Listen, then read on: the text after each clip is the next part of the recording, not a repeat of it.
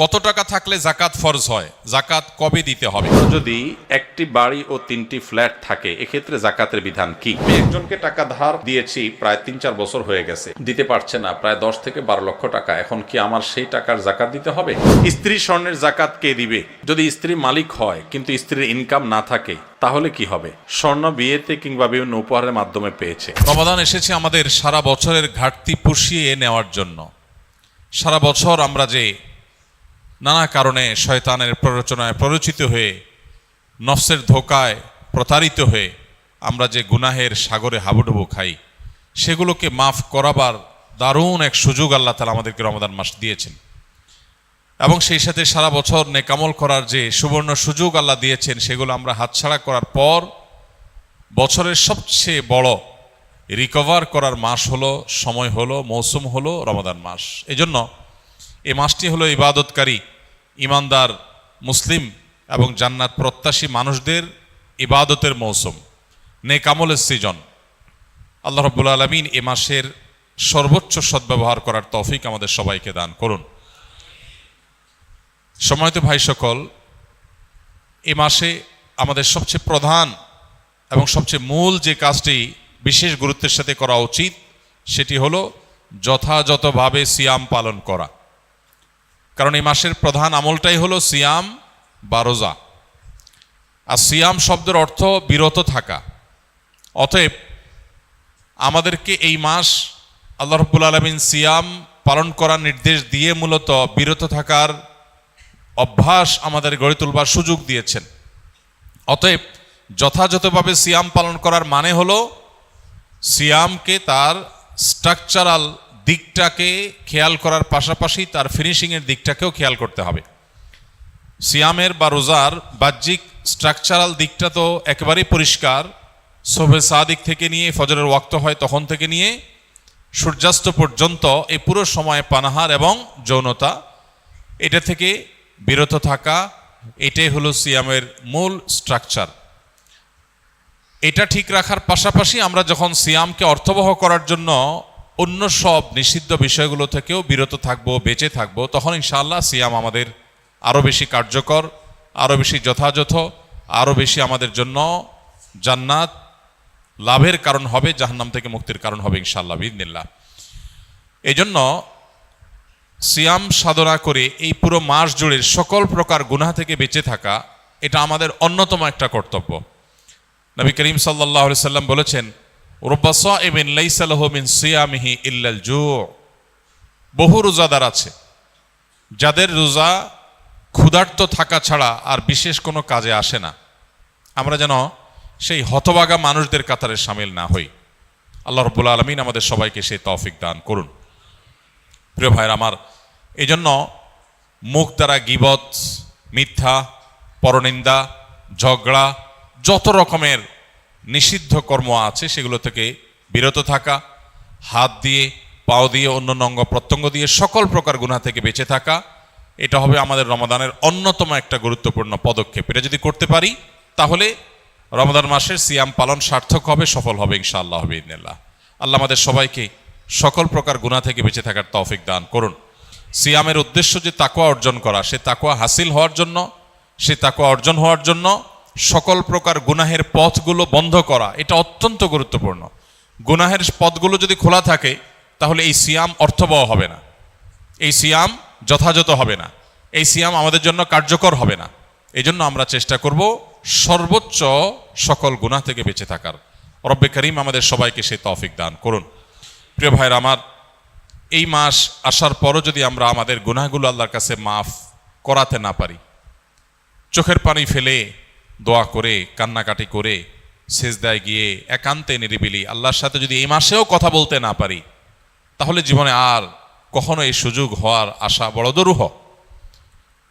এর চেয়ে হতভাগা আল্লাহর জমিনে আর কেউ নেই, যে ইসলাম গ্রহণ করার পর মুসলিম হয়েও রমাদানের সুফলটা আদায় করতে পারল না। তার চেয়ে হতভাগা আর কেউ নেই। এই জন্য শুধুমাত্র এই গতানুগতিক সিয়াম আর তারাবি নয়, বরং এর পাশাপাশি আল্লাহর কাছ থেকে গুনাহগুলোকে মাফ করাবার জন্য আমাদের বিশেষ প্রচেষ্টা থাকতে হবে। ইফতারের আগে চোখের পানি ফেলে, কায় মনোবাক্যে দুহাত তুলে, প্রাণ উজাড় করে আল্লাহর কাছে আমরা দোয়া নিবেদন করব এবং সাহরি খেতে উঠলে ভোর রাতে তখন দোয়ায় মনোনিবেশ করব, চলতে ফিরতে উঠতে বসতে আল্লাহকে স্মরণ করব, মোবাইলে সোশ্যাল মিডিয়াতে বিভিন্ন চোখের জেনা, কানের জেনা, বিভিন্ন রকমের যে গুনাহগুলো হয় সেগুলোর পথগুলো সব বন্ধ করব ইনশাআল্লাহ। তবে এই রমাদান আমাদের তাকওয়া হাসিলের কারণ, এই সিয়াম আমাদের তাকওয়া অর্জনের কারণ এবং আমাদের জীবনকে পরিবর্তনের কারণ হবে ইনশাআল্লাহ বিইذনিল্লাহ। আল্লাহ রাব্বুল আলামিন আমাদের সবাইকে এই রমাদানের সর্বোচ্চ সদ্ব্যবহার করার তৌফিক দান করুন। অনেকগুলো প্রশ্ন আপনাদের আছে। প্রথম প্রশ্ন, বিসমিল্লাহ। আপনার কোনো এক বক্তব্যে শুনেছি যে দেরি করে ইফতার করা নিষেধ, কিন্তু আমরা যেখানে থাকি কাজীবাড়ি সেখানে গুগল অনুযায়ী যে সময় সূর্যাস্ত হয় তার 2 মিনিট পর ইফতারের জন্য আজান দেওয়া হয়। আপনার কথা অনুযায়ী এটা তো ইহুদিদের সাথে সাদৃশ্য হয়ে গেল, এ বিষয়ে যদি কিছু বলতেন। প্রথম কথা হলো, সূর্যাস্তের সময়ের যদি 2 মিনিট পর কেউ ইফতার করে তাহলে এটাকে বসেন আপনি বসেন, উঠছেন কেন?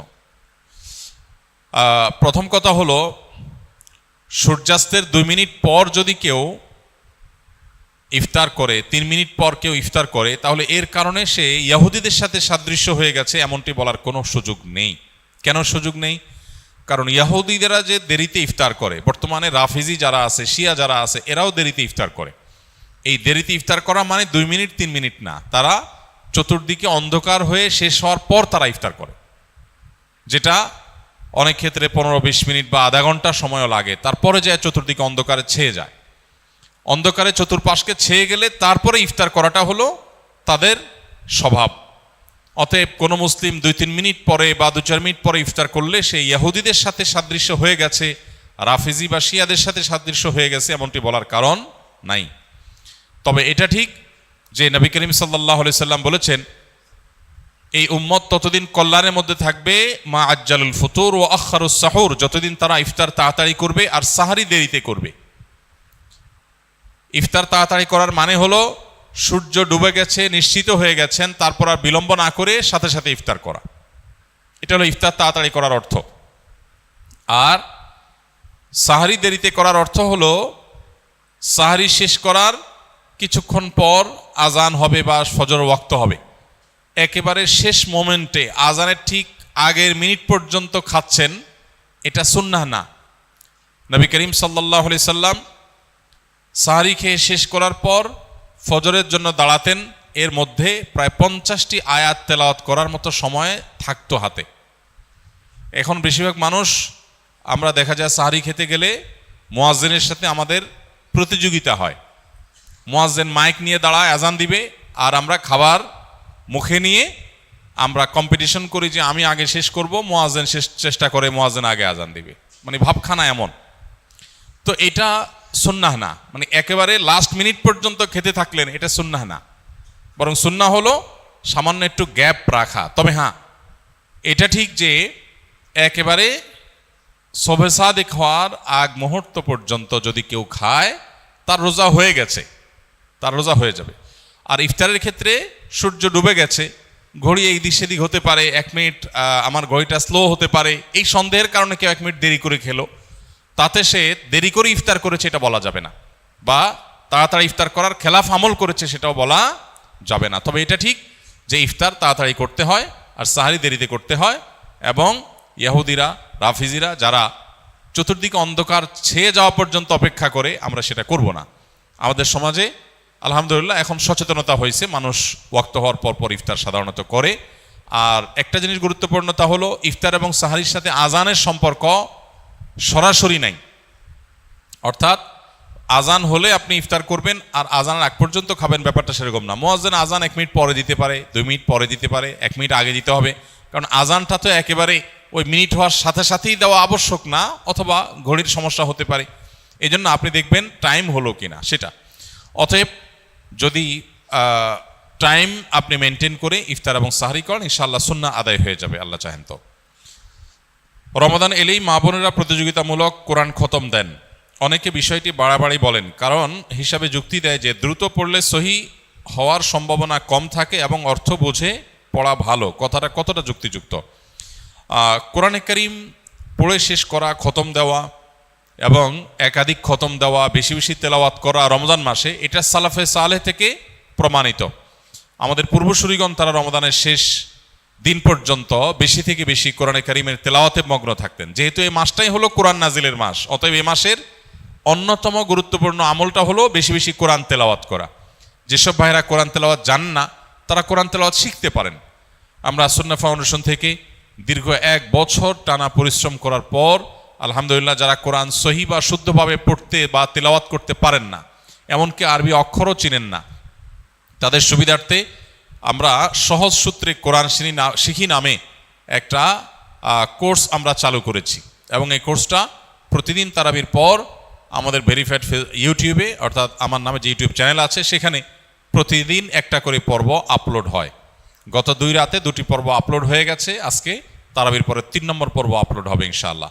10 থেকে 15 মিনিট 20 মিনিটের মধ্যে ভিডিওটা, মাত্র 27টি ভিডিও ইনশাআল্লাহ পুরো কোরআন সহি করে শেখার জন্য তৈরি করা হয়েছে, অনেক পরিশ্রম করে, অনেক সাধনা করে। অতএব যারা সময় আছে তারা সেই ভিডিও ফলো করতে পারি, অথবা অন্য কোনো উপায়ে কোরআন সহি করে পড়বো। আর যাদের তেলাওয়াত সহি আছে তারা বেশি বেশি পড়বো। এখন কথা হলো প্রতিযোগিতামূলকভাবে বেশি বেশি করে কোরআন খতম দিলে সেটা ভালো কিনা? উত্তর হলো অবশ্যই ভালো, তবে তার কোয়ালিটি যেন ঠিক থাকে।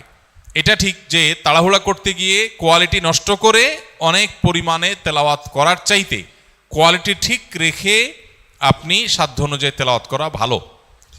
দেখা যায় অনেকে হুলস্থুল করে কোরআন তেলাওয়াত করেন, কি পড়েন নিজেও বোঝেন না, খতম দেওয়া উদ্দেশ্য হয়। এই খতমটা অর্থবহ না। আল্লাহ তাআলা আমাদের আমলকে মাপবেন, আল্লাহ আমলকে গুনবেন না। কিয়ামতের দিন আমল গণা হবে না মাপা হবে? মাপা হবে। অতএব আমাদের আমলের কোয়ান্টিটি না, দেখতে হবে কি কোয়ালিটি। এজন্য তেলাওয়াত সুন্দর করে করতে হবে, কিন্তু আবার কোয়ালিটির কথা চিন্তা করে অনেকের খতম দেওয়ারই আর সুযোগ হয় না, সেটা দুর্ভাগ্যের ব্যাপার। এজন্য কোরআনে কারীম বেশি বেশি তেলাওয়াত করা প্রশংসনীয়, প্রতিযোগিতামূলকভাবে করলে সেটাও প্রশংসনীয়, বেশি বেশি খতম হলে সেটাও প্রশংসনীয়। তবে লক্ষ্য রাখতে হবে তেলাওয়াতটা যেন তার তিলের সাথে হয়, শুদ্ধতার সাথে হয়। আল্লাহ বলেছেন ওয়ারাত্তিলিল কুরআনা তারতিলা, তোমরা তার তিলের সাথে কোরআনকে তেলাওয়াত করো। অতএব সে বিষয়টি আমাদেরকে লক্ষ্য রাখতে হবে। একজন মানুষ ইতিকাফে বসে মোবাইল চালানো, মসজিদের ভিতরে দ্বীন ইসলামের ক্লাস ও মসজিদের ভিতরে ইফতার পার্টিতে অংশগ্রহণ করতে পারবে কিনা, এবং কেউ কোনো কিছু জানতে চাইলে ইতিকাফরত ব্যক্তি উত্তর দিতে পারবে কি না? উত্তর হলো যে ইতিকাফরত অবস্থায় একান্ত প্রয়োজনীয় কথা বলতে পারবে, কেউ কিছু জানতে চাইলেও সেটার উত্তর দিতে পারবে। কিন্তু মসজিদের মধ্যে মোবাইল টিপাটিপি, যেটা অহেতুক মোবাইল টিপাটিপি করা, সোশ্যাল মিডিয়া ব্রাউজ করে বেড়ানো, আপনার স্ক্রল করে বেড়ানো, এটা অবশ্যই ইতিকাফের যে উদ্দেশ্য সেটাকে ব্যাহত করে, ইতিকাফের যে প্রাণ সেটাকে নষ্ট করে। সেটা করা যাবে না বা সেটা করা উচিত না। যদি কেউ সেটা করেন তাহলে ইতিকাফ ভাঙবে না, কিন্তু ইতিকাফের কোয়ালিটি নষ্ট হয়ে যাবে এবং এটার সওয়াব কমে যাবে। এজন্য অহেতুক মোবাইল টিপাটিপি বা অহেতুক গল্প গুজব আড্ডা এগুলো দেওয়া যাবে না, তবে প্রয়োজনীয় কথা বলা যাবে। এবং মসজিদের মধ্যে দ্বীনি ইলমের ক্লাস অবশ্যই করা যাবে। মসজিদের মধ্যে ইফতারের কোনো প্রোগ্রাম হলে সেখানে অংশগ্রহণ করা যাবে, এগুলোতে কোনো অসুবিধা নেই। ইতিকাফ নিয়ে আমাদের মধ্যে অনেকের মধ্যে অতি ভয় কাজ করে। আমরা মনে করি ইতিকাফে বসলে বোবা হয়ে যেতে হয়, কোনো কথা বলা যায় না। এরকম না, সাধারণ স্বাভাবিক জীবনযাপন আমরা করতে পারবো ইনশাআল্লাহ। নবী করিম সাল্লাল্লাহু আলাইহি সাল্লাম রমাদানের শেষ দশকে জীবনে কোনো বছর ইতিকাফ ছাড়তেন না। 1 বছর তিনি শেষ দশকে ইতিকাফ রেখে ইতিকাফে বসে আবার বের হয়ে যেতে হয়েছে, ইতিকাফ ভেঙে ফেলতে হয়েছে একটা বিশেষ প্রয়োজনে। পরবর্তী বছর তিনি সেই 10 দিন এবং পরের বছরের 10 দিন সহ 20 দিন ইতিকাফ করেছিলেন। এর মানে হলো দ্বিতীয় হিজরিতে রমজানের রোজা ফরজ হওয়ার পর থেকে নিয়ে তার ওয়াফাত পর্যন্ত 10ম হিজরি পর্যন্ত এই 8 বছর কোনো বছর তিনি ইতিকাফ ছাড়েননি। অথচ আমরা বেশিরভাগ মানুষের জীবনে 1 বছরেও ইতিকাফ করা হয়নি। এটা দুর্ভাগ্যজনক বিষয়। যেটা নবীজি জীবনে কখনো ছাড়েননি, কোনো বছর ছাড়েননি, সেটা আমি জীবনে কোনো বছর করি নাই। পরম শত্রুর সাথেও তো এরকম বৈপরীত্য হয় না, যেটা আমরা আমাদের নবীজি সাল্লাল্লাহু আলাইহি সাল্লামের সাথে আজ আমাদের কার্যত সেই বৈপরীত্য আমরা করে রেখে দিয়েছি। এই জন্য ইতিকাফের দৃঢ় সংকল্প আমাদের করা উচিত। আল্লাহ আমাদের তৌফিক দান করুন। যাকাত কত টাকা হলে ফরজ হয়? এর উত্তর হলো, কেউ যদি 52.5 ভরি রূপা, এটা অথবা রূপার সমমূল্যের সম্পদ, নগদ অর্থ, ব্যাংক ব্যালেন্স অথবা ব্যবসার মাল, যে পণ্য কেনা হয়েছে বিক্রির জন্য, এরকম কোনো মাল যার কাছে আছে যেটার মূল্য দাঁড়ায় 52.5 ভরির সমান, এইরকম সম্পদের মালিক যদি কেউ হয় এবং সেই সম্পদ তার কাছে 1 বছর থাকে, তাহলে 1 বছর পর ওই সম্পদের বাজার মূল্য হিসেব করে 1 বছর পর 2.5% জাকাত দিতে হবে, অর্থাৎ লাখে 2,500 টাকা। এভাবে হিসাব করে তাকে জাকাত দিতে হবে। বর্তমানে রূপার যে বাজার দর সেটা হিসাব করলে প্রায় 2.25 লাখ টাকার কাছাকাছি হয় 52.5 ভরি রূপার দাম। এটা ভ্যারি করে, উঠানামা করে। একেবারে খুব রিসেন্ট যে এখন 2026-এর ফেব্রুয়ারি মাস চলছে, এই সময়টাতে রূপার যে বাজার দর আছে সেটা হিসাব করে দেখা গেছে যে 2.25 লাখ টাকার কাছাকাছি। এক্সাক্ট আপনি যখন দিবেন রূপার দরটা জেনে নিয়ে যে 52.5 ভরি বা 52.5 তোলা রূপার দাম কত, সেটা হিসাব করে যদি দেখেন যে এটা আপনার সম্পদ এই পরিমাণ হয়ে গেছে, তাহলে সবটুকুর জাকাত দিতে হবে। এমন না যে এর অতিরিক্তটা জাকাত, বরং সবটুকুর জাকাত দিতে হবে। জাকাত দেওয়াটাকে জরিমানা মনে করা এটা কিয়ামতের আলামত। সহিহ বুখারীতে আসছে, নবী সাল্লাল্লাহু আলাইহি ওয়াসাল্লাম বলেছেন, একটা সময় আসবে মানুষ যখন জাকাত দেওয়াটাকে তার জন্য অর্থদণ্ডের মতো বিষয় মনে করবে, জরিমানার মতো বিষয় মনে করবে। এটা ভুল ধারণা আমাদের সমাজে। কারণ আমরা মনে করি যে জাকাত দিলে বোধহয় লস হয়ে যায়, কমে যায়। বরং জাকাত দিলে এটা তো আমার আখিরাতের অ্যাকাউন্টে জমা হয়ে গেল, এটা বরং আমার স্থায়ী হয়ে গেল, নিশ্চিত হয়ে গেল, বাকিগুলোর গ্যারান্টি নেই। এই জন্য জাকাত দিতে পারাটা সৌভাগ্যের বিষয়। আর জাকাত কখন ফরজ হয়? এর উত্তর হলো যে জাকাত ফরজ হয় প্রত্যেকটা ব্যক্তির অর্থ বছরের আলোকে। সবার অর্থ বছর একরকম নাও হতে পারে। ধরুন আমি জিলহজের 1ম তারিখে জাকাত দেওয়ার মতো সম্পদের মালিক হয়েছি, তাহলে পরবর্তী বছর জিলহজের 1ম তারিখে আমার জাকাত আসবে। কেউ যদি মুহররম মাসে জাকাত দেওয়ার মতো সম্পদের মালিক হয়ে থাকে, তাহলে 1 বছর পর মুহররম মাসে তার জাকাত তার উপরে বর্তাবে। তো জাকাত বর্ষ এটা নির্ভর করে ব্যক্তি কখন সম্পদের মালিকানা আসছে তার উপরে। এখন কেউ যদি জাকাত দেওয়ার সুবিধার্থে, হিসাব করার সুবিধার্থে সে যদি একটু আগে দিয়ে দেয়, ধরা যাক যে আমার জিলহজে আসে, আমি রমজানে দিয়ে দিলাম হিসাব করে, কোনো অসুবিধা নেই, জাকাত অগ্রিম দেওয়া যায়, যে প্রতি বছর আমি রমজানে দিলাম, সমস্যা নেই। আমাদের সমাজে অনেকে মনে করেন রমজান মাসেই জাকাত দিতে হয়। জাকাত রমজান মাসেই শুধু দিতে হয় এমন কোনো কথা নেই। তবে এটা ঠিক, রমজান মাস আমলের মাস, সওয়াবের মাস, এ মাসে আমরা বেশি বেশি সওয়াব হাসিল করার চেষ্টা করব ইনশাআল্লাহ বিইذনিল্লাহ। সেই জায়গা থেকে আমরা নফল দান, অন্যান্য সাদাকা করব এবং বিশেষভাবে যদি জাকাত দেওয়ার চেষ্টা করি ইনশাআল্লাহ, সেটাও আল্লাহ তাআলার কাছে আমরা বিশেষ আজরের আশা করতে পারি। স্ত্রী স্বর্ণের জাকাত কে দিবে? যদি স্ত্রী মালিক হয় কিন্তু স্ত্রীর ইনকাম না থাকে, তাহলে কি হবে? স্বর্ণ বিয়েতে কিংবা বিভিন্ন উপহারের মাধ্যমে পেয়েছে, স্ত্রীর স্বর্ণ গহনার মালিক কে? আগে সেটার উত্তর দেন। বইয়ের স্বর্ণের মালিক কে?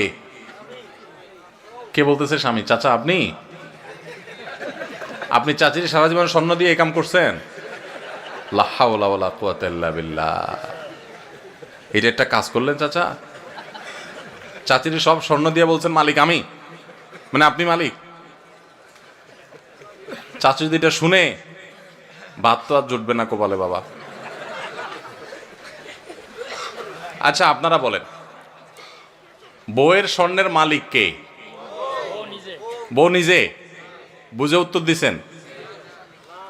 যারা বিয়ে করছেন, যাদের বউ আছে, এবার একটু মিলান, দাবির সাথে বাস্তবতায় মিলান। আপনারাই দাবি করছেন যে বউর স্বর্ণের মালিক সে, ঠিক আছে। এবার আমার উত্তর দেন, বউ যদি কালকে স্বর্ণ দোকানে যায়া তার স্বর্ণগুলা বিক্রি করে বলে আমি কটকটি খাবো, আপনি কিছু বলবেন না বলবেন না? বাস্তবতা বলেন, আমাদের সমাজের বাস্তবতা। স্বামী যদি, বউ যদি যায় তার সব স্বর্ণ বিক্রি করে টাকা পয়সা আয় না, কিছু তার বাপেরে, কিছু তার মায়েরে, মানুষকে দিয়ে দিল, তার মনে হচ্ছে একটু চাইনিজ কিনে এনে খাইলো, একটু শাড়ি চুড়ি কিনলো, টাকা উড়াইলো, আপনি কি কিছু বলবেন নাকি বলবেন না? শুধু বলবেন না আরো কিছু? সব ফেরেশতা নাকি এলাকার মানুষ? শুধু বলবেন না আরো কিছু? বলবেন যে তোমার সাহস কত বড়, কলিজা কত বড় তোমার, এত কষ্ট করে আমার রথের কামাই করা স্বর্ণের টাকা বিদেশ থেকে আনছি, কষ্ট করে জমাইছি, কিনছি, আর তুমি যা বেঁচে আসলে একটাবার জিজ্ঞাসা করলা না? তোমার কত বড় কলিজা। সেদিন এসপার ওসপার কিছু একটা হবে কি হবে না? তাহলে একটু আগে বললেন বউয়ের স্বর্ণের মালিক বউ, এখন আবার যে মালিক তার জিনিস সে বিক্রি করলে আপনি বলার কে? কথা কি বুঝছেন না বুঝেন নাই? আমাদের দেশে স্বামী স্ত্রীর পারস্পরিক টাকা পয়সা, স্বর্ণ গয়না এগুলোর ক্ষেত্রে বড় ধরনের একটা ঘাপলা আছে। ঘাপলা ঘাপলা ঘাপলা বুঝেন? একটা গোজামিল আছে, গোজামিল। এই যে জাকাতের প্রশ্ন আসছে, আমি জানি গোজামিলটা কেন আছে। বইয়ের স্বর্ণ এটার মালিককে জিজ্ঞেস করলে আপনারা নারায়ে তাকবীর বলেন যে হ্যাঁ বউ মালিক, আবার বেচতে গেলে আপনি বাধা দেন। আবার বিদেশ যাওয়ার সময় বলেন যে স্বর্ণগুলো দাও, বেচে দিই, কত স্বর্ণ হয়ে যাবে। তো সে মালিক হলে আপনি নেওয়ার কে? আপনি তো তার কাছে দরখাস্ত লিখবেন, বরাবর ম্যানেজার অত্র বাসা, বিষয় ঋণ মঞ্জুরির আবেদন, জনাব যথাবিহিত সম্মান প্রদর্শনপূর্বক নিবেদন এই যে আমি অধম গরিবের ছেলে, বিদেশ যাওয়ার নিয়ত করিয়াছি, আমার ভিসা টিকিট ইত্যাদির টাকা ব্যবস্থা করার ক্ষমতা নাই। মহান আল্লাহ আপনাকে যে স্বর্ণ গহনার মালিক বানিয়েছেন, অনুগ্রহ করে সেখান থেকে কিছু স্বর্ণ বিক্রি করে আমাকে ধার দেওয়ার বিনীত অনুরোধ জানাচ্ছি। আমি যথাসময়ে আপনার ঋণ পরিশোধ করিব। আমার ঋণ সুদমুক্ত ঋণ মঞ্জুর করিয়া আপনি বাধিত করবেন, বিনীত আপনার অধম স্বামী।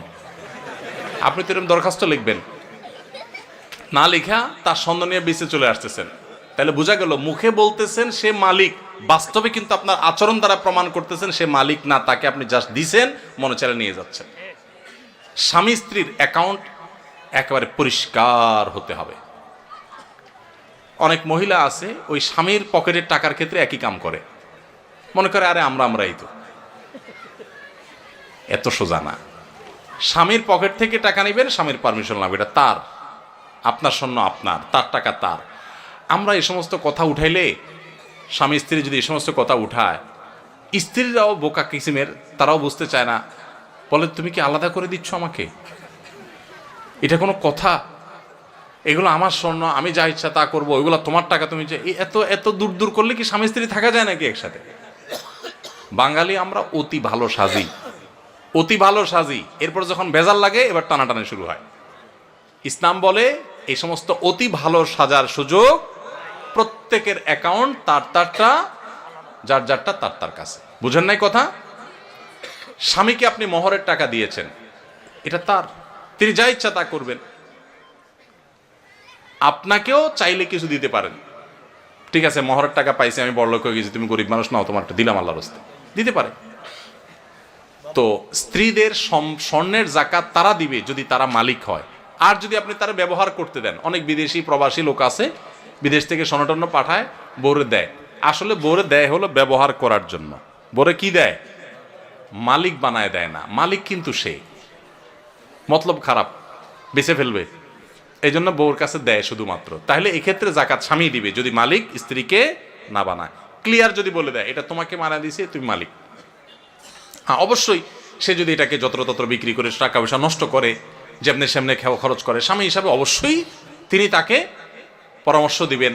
সেটা হবে হিতাকাঙ্ক্ষী সুলভ, সেটা খবরদারি সুলভ না যে তুমি এটা কাজ করলা, যেন তেনভাবে করে ফেলছো, তোমারই তো জিনিস, তোমারই কাজে লাগতো, আর একটু ভালো কাজে লাগাইতা, আরো দাম বাড়তো তখন দাম পাইতা, আমার একটু জিজ্ঞেস করতা কোথায় একটু বেশি ভালো দাম পাওয়া যায়, ইত্যাদি ইত্যাদি। হিতাকাঙ্ক্ষী সুলভ আপনি সেখানে কথা বলতে পারেন, সেটা না করে আপনি করেন কি খবরদারি সুলভ।